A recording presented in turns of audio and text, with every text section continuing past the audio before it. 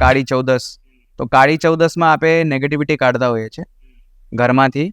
તો કાળી ચૌદસના દિવસે અગર તમને તમારા ઘરમાંથી નેગેટિવિટી કાઢવી હોય ને, તો એક શ્રીફળ લઈ શકો ને એ શ્રીફળ છે ને તમારા આખા ઘરમાં 7 વાર ઊંધો ફેરવી, તમારા ઘરના દરેક લોકો ઉપરથી ઊંધું ફેરવી, અને તમે જેટલા રસ્તા કપાતા હોય, 4 રસ્તાથી વધારે પણ થાય તો ચાલશે, ઓછા નહીં પણ, ત્યાં જઈને તમારે જ્યારે ઘરથી નીકળો ને તો પહેલાં નારિયેળ લઈને ફેરવી દેવાનું એન્ટી ક્લોકવાઇઝ, ઉલટું ફેરવો. એટલે પહેલાં તમે તમારા ઘર પરથી ફેરવો.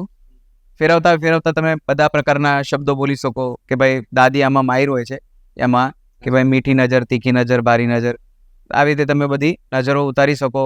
કોઈ અલા બલા, કોઈ ભૂત પ્રેત આપણા ઉપર કરની વગેરે કર્યું બધું નીકળે. અને આપણા ઘરમાં રહેનાર જેટલા લોકો છે એ લોકો ઉપરથી પણ તમે 7 વાર ઊંધું ફેરવી લો. પછી જ્યારે ઘરથી બહાર નીકળો ને એટલે એક ધ્યાન રાખજો, તમારી પાછળ કોઈ આવે નહીં ઘરમાંથી જ્યાર સુધી તમે પાછા ના આવો. એક લોટો ભરીને લઈ લેવાનો, ગ્લાસ એ તો લોટો ભરીને પાણી, એમાં છુરી, અને પછી તમે છે ને એ નાળિયેર અને લોટો સાથે લઈ જવાનું. છુરી અંદર હોવી જોઈએ. લઈ જાઓ ને જ્યાં 4 રસ્તાથી વધારે દેખાય ને ત્યાં તમારે પેલા ધારથી એક સર્કલ બનાવી દેવાનું, વચ્ચે તમારે નારિયેળ મૂકી દેવાનું, અને પછી ત્યાં જ તમારે છે ને થોડુંક હાથ સાઈડમાં ધોઈ અને ત્યાંથી પાછું વળી જવાનું. જતા આવતા કોઈ પણ બોલાવે તમારે જોવાનું નહીં. ઘરે જઈને હાથ પગ ધોઈને પછી તમે ક્યાંય પણ જવું હોય તમે જઈ શકો એમ. તો આ એક ઉપાય છે.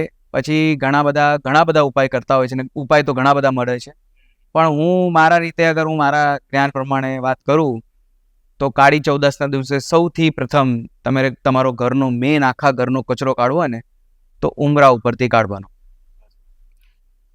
જે પણ સુહાગણ સ્ત્રી છે ઘરમાં એને ઉંબરાની બહાર બેસો યા અંદર બેસો, જ્યાં ફાવે ત્યાં. અને ઉંબરા ઉપર છે ને ગાયનું ગૌમૂત્ર લાવીને પેલા સાફ કરી લો ઉંબરાને બહુ મસ્ત રીતે. યા તો પછી રાખ હોય ને, રાખથી પણ તમે ઉંબરા સાફ કરી શકો. રાખ ના મળે તો ગાયનું છાણું આવે ને, ગાયનું છાણું એ લાવીને પણ તમે પેલા ઉંબરાને સાફ કરી દો. પછી દૂધ નાખવાનું અને પંચામૃતથી ઉંબરું ધોઈ નાખવાનું. એનાથી તમારો ઉંબરા ઉપરથી બધી જ પ્રકારની નકારાત્મક ઉર્જા નીકળી જાય. પણ તમે જ્યારે ઉંબરા ધોવો ને ત્યારે તમારે એવું કહેવાનું કે મારા ઘર પરથી અને મારા ઘરમાં રહેનાર દરેક લોકોના ઉપરથી દરેક પ્રકારની થયેલી ક્રિયા, કર્મ, નજર, મીઠી નજર, તીખી નજર જે પણ છે બધું જ આ ઉંબરામાંથી નીકળી મારા ઘરમાંથી બહાર નીકળીને ધરતીની ભીતર અગ્નિમાં વિલીન થાય. આ રીતે તમે કરો તો તમારા પેલા ઉંબરામાંથી નકારાત્મક ઉર્જા કાઢો.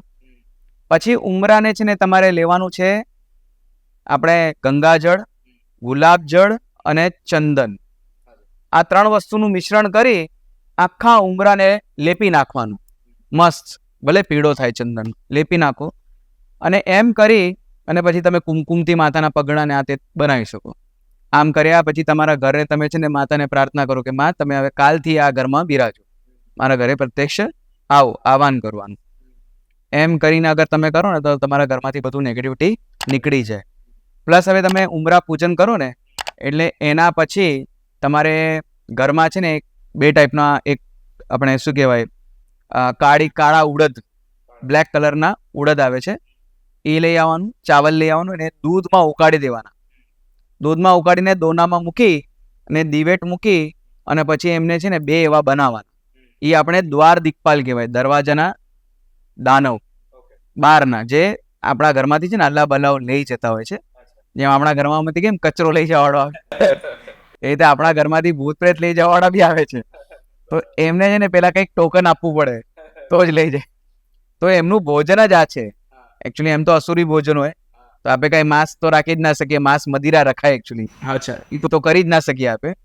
તો એની જગ્યાએ છે ને તમે ઉડદ અને ચાવલ, આ છે ને પાતાલનું ભોજન કહેવાય, દૂધમાં ઉગાડેલું. આ તમે બહાર મૂકી દો, 2 દીવા કરી લો ને દ્વાર દિક્પાલ, જે આપણા દ્વાર દિક્પાલ છે એને પ્રાર્થના કરવાની કે ભાઈ તમે આવો અને મારા ઉંબરામાંથી જેટલી ગંદકી છે, મારા ઘરમાં જે નેગેટિવિટી છે તમે લઈ જાઓ. એ લઈ જાય. એ દીવો આખો ઓલવાઈ જાય તો એનું જે પણ પડેલું છે ને એ તમે કૂતરાને આપી શકો યા તો તમે વિસર્જન કરી શકો પાણીમાં.